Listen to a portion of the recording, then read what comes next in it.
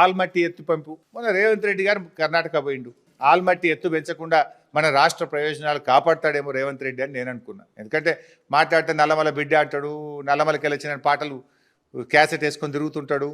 మరి ఆ నల్లమలకే అన్యాయం జరుగుతుంది కదా, నల్లమలకే నీళ్లు రాకుండా అవుతున్నాయి కదా, ఏమన్నా ఆపుతాడేమో అనుకున్నా. కానీ ఆ మీటింగ్ అయిన తర్వాత మళ్ళీ నాకు అనిపించింది ఇది పులి కాదు పిల్లి అని అర్థమైంది.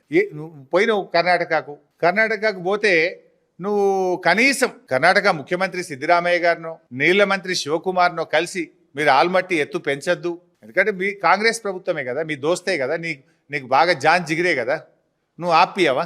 పోనీ నీ కార్గేతో ఒక ఫోన్ చేయించావా? ఏం మాట్లాడలేదు.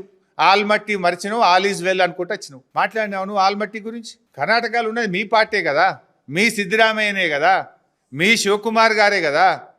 ఆల్మట్టి ఎత్తు పెంచితే మా తెలంగాణ ఎడారైతుందని ఒక్క మాట ఎందుకు చెప్పకపోతివి? పోనీ ఆ కార్గేతోనే ఒక ముఖ్యమంత్రికో ఉప ముఖ్యమంత్రికో